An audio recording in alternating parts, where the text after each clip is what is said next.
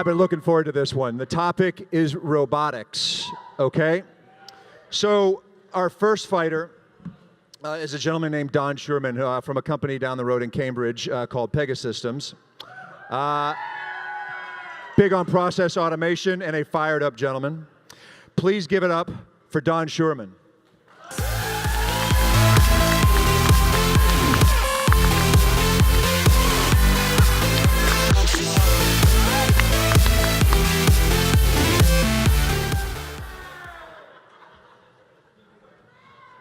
This won't be an easy fight, Don.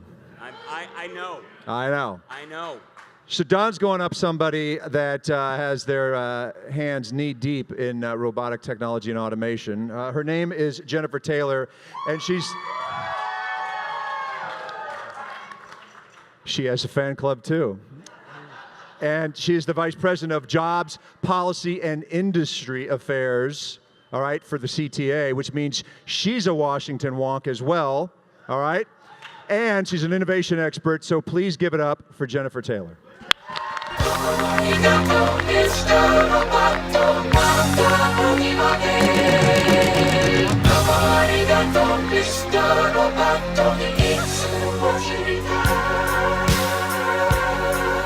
All right, who wants to go first? Jennifer's going first. The 45 seconds, it's all yours. All right.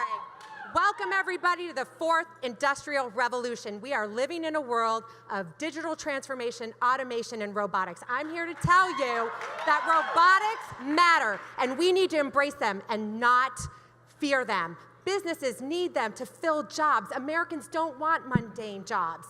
Americans want jobs that are meaningful so they can work alongside robotics and have access to high wages. In addition, we need robotics in our schools.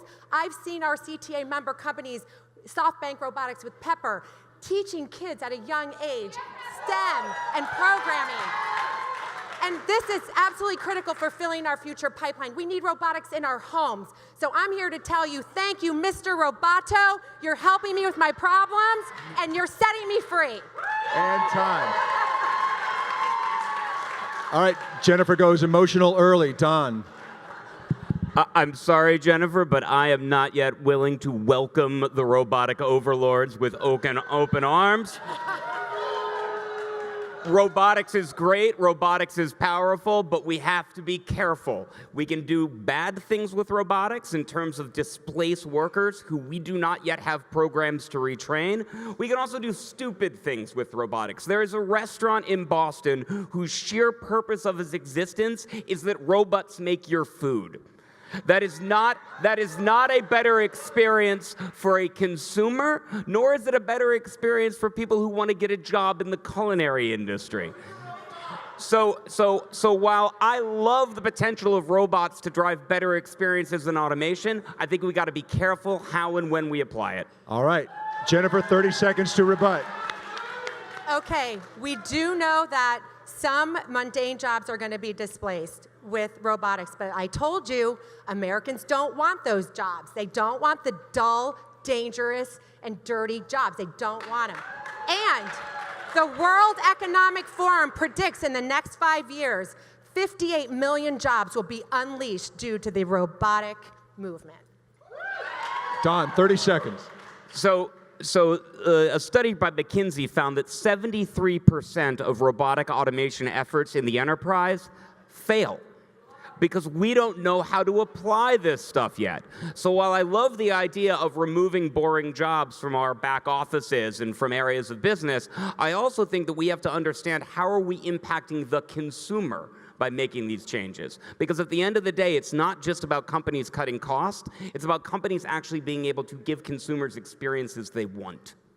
All right. Our first question is coming from Tim Copra. Yeah, so great discussion, but at the end of the day, it's not both of your points moot because industry is going to do, the free market is going to develop what the free market develops based upon customer need. So for example, when you say be careful how you apply it, or be careful about how the customers are going to be working with this particular technology, exactly how would that be done? How would you be careful? How would you limit that? And why would you? All right. So Don? I think there are lots of things that need to happen. One is transparency in AI. We have lots of algorithms that are out there making decisions about who gets loans, who gets offers, who gets accepted into programs.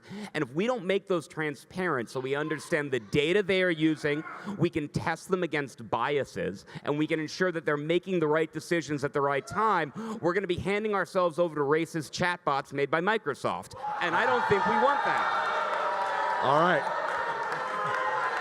Right? So we as consumers... And time, but that was good. Jennifer, it's all yours. No, that's the wrong one.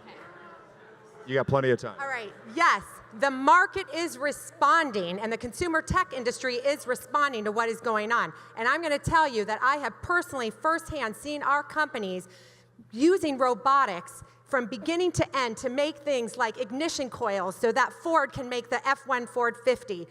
Fully used with a company called Eldor, their ignition coils. They are using robotics beginning to end in glass enclosed windows where humans are observing the behavior and QCing it. And the market is demanding that robotics be used because we need more efficiency, we need more productivity. Workers don't want to do boring and dull tasks like wrapping coil around a bobbin. And time. Angela has a question. So my question is, can we have our cake and eat it too? Jack Ma once said we should focus future workforce on doing the things that robots will never get to do. Can we split the difference and focus the workforce on improving the machines and the robots and the AI, and at the same time focus the workforce on the things that machines will never be able to teach, like empathy and raising children? Jennifer? Okay, yes, to both questions that you asked me. So yes, we can train our future, workers and our existing workers how to, build robotics and be prepared for the future workforce. At the same time, we can teach our human workers to be more empathetic, and we already are. And with the emergence of robotics, we're going to be able to have employees do those exact type of jobs, the ones that involve high, problem-solving skills that robots may not necessarily be able to do. So I would say yes to both questions. Don?